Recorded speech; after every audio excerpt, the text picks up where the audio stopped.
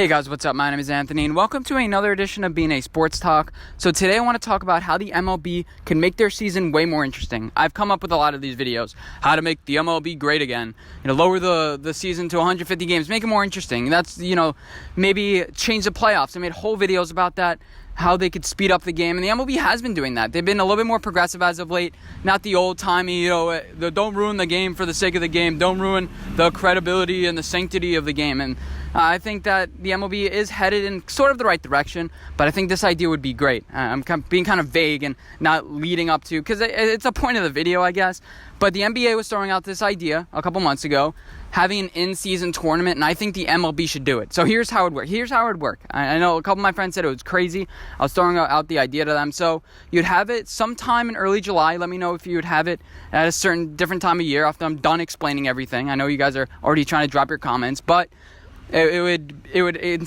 consist of teams seeded 1 through 15. If you expand the league, 1 through 16 would make it way more cleaner. It took like 30 minutes trying to figure out how to do a bracket for this thing instead of doing my homework. And what this would do is create incentive to be fighting towards the middle of the season. It would incentivize teams that are hot in the beginning of the season. I get it. But it would end this dead period in June where it's just like, yeah, we're kind of just playing. It's right before the All-Star break. Kind of waiting for that. And it would increase the intensity. You have the NBA season just ending. You have the NHL season just ending. And let me tell you, it would spike the interest of the MLB. It would be like, oh yeah, the tournament is coming up.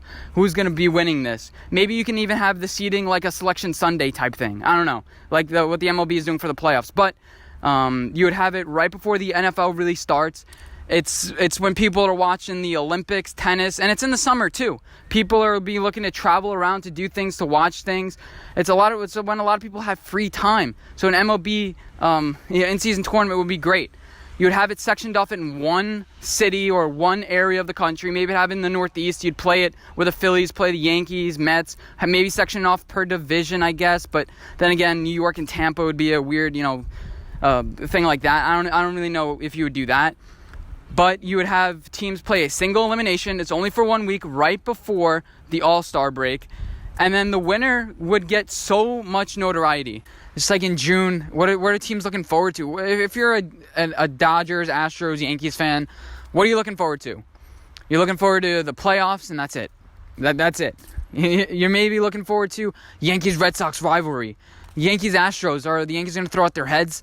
The little walk-off stories, little comeback stories here. Your player gets injured. Little storylines like that is what makes the MLB fun.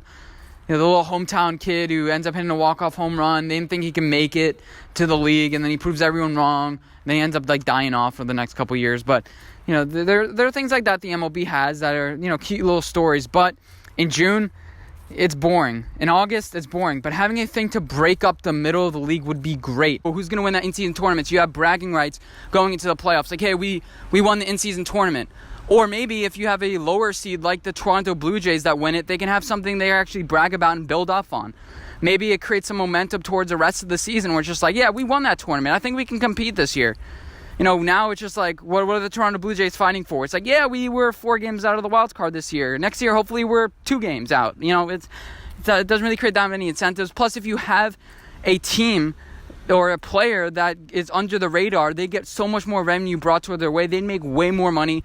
And you're telling me ESPN and Fox Sports isn't going to buy the rights to this thing right away? It's in a dead period of the league. It would spark so much interest. And let me know what you guys would change, what you guys would do different. The seeding would go as follows in my mind. So it'd be 1 through 3 seed based on division winner, and then 4 through 15 is ranked based on just record. Then you'd have 2 rounds of 4 through, of that play, 4 playing 15, 5 playing 14, and so on and so forth. Then you would have the number 1 team playing the worst seed, number 2 seed playing the second worst seed, and number 3 seed playing the best seed. And then you would have the winners of those play off against each other. The best remaining seed gets a bye. So if the 1 seed ends up losing, the 2 seed would, advance and have another bye. And basically, I have it on the screen if the words are confusing. But then you'd have the team representing each league. They'd play, and then you'd have a winner.